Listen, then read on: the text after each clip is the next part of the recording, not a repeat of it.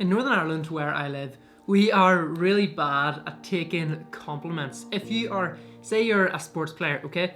You've just played a game and someone comes up to you after the game and said, oh, you played really well today. You did a great job. And the immediate response, if you're from my part of the world, the immediate response is to be like, oh no, do you know what?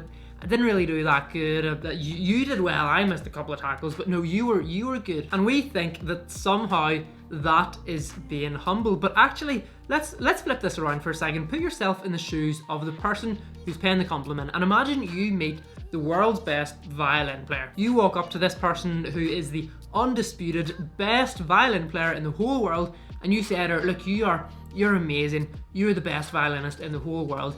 And if she says to you, oh no, I'm not that good really, it's fine. No, it's not even that hard. Like just, oh no. That's not humility. And you're not going to walk away from that encounter thinking, oh my goodness, that person is so humble, because really, everybody knows what you're doing whenever you're saying things like that. Whenever you're saying, oh no, I'm not that good, it's not that hard. What you're actually saying is, oh no, yeah, keep these compliments coming. Please keep saying nice things about me. Yeah, I really enjoy this. That is what you're saying, and that's not humility. And everyone knows you're doing it, but nobody really knows how to actually take a compliment properly. So that just seems like the default response to a nice thing that's being said to you. And often whenever we think of humility, we're like, what is humility? We think it's all about downplaying your strengths, saying that you're not good at something, or saying that you didn't really do a great job and when you actually nailed something. But that is actually just an annoying way of being arrogant. But the question then is, okay, how do we kind of toe the line between acknowledging what we're good at, because I'm saying it is a good thing to acknowledge what you're good at.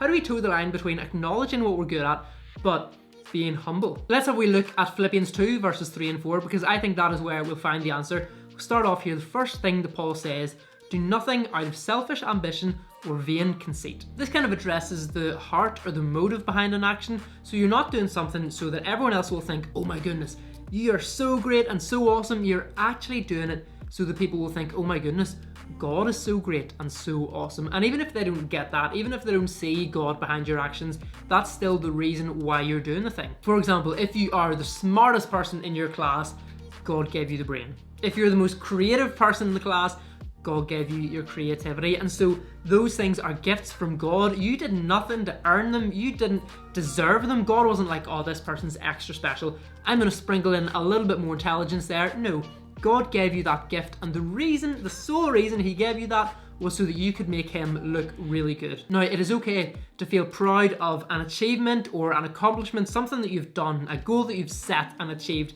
It's okay to feel good about that, to feel proud of that, but you've got to give credit to God and have the perspective where you can say, God, thank you for giving me this big old brain that I could absolutely nail my grade 6 piano. That is what it means to do nothing out of selfish ambition or vain conceit. The next bit we're looking at, Paul says, rather in humility, value others above yourselves, not looking to your own interests, but each of you to the interests of others. This addresses the question, bang on, what does it mean to be humble? And a really great definition I've heard of humility is this. Humility is not thinking less of yourself, it's thinking of yourself less. Ooh, that's good.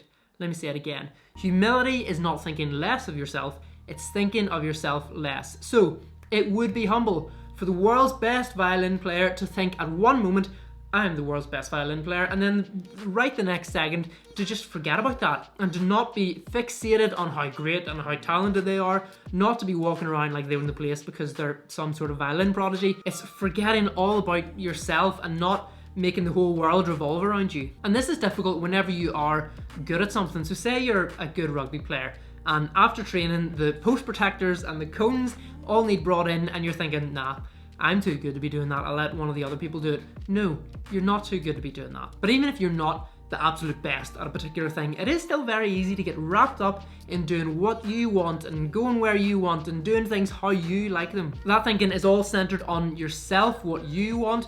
And I was implying yesterday, that's kind of a lot of the reason behind the division and disunity in the church. But humility means thinking of other people's needs more than your own, what they need, what they want, where they want to go, how they want to do a thing. And if you think about it on just like a basic human level, if everybody only looks out for themselves, then you've got one person looking out for you. But if everyone is looking out for other people, then you've got like everybody looking out for you, and that's a whole lot better. But Our motive for this stuff is Jesus, and so tomorrow we are going to be looking at that, exploring why exactly we should be doing this and what it looks like for us. So I'm looking forward to that. I hope that you are too. I will see you tomorrow. God bless.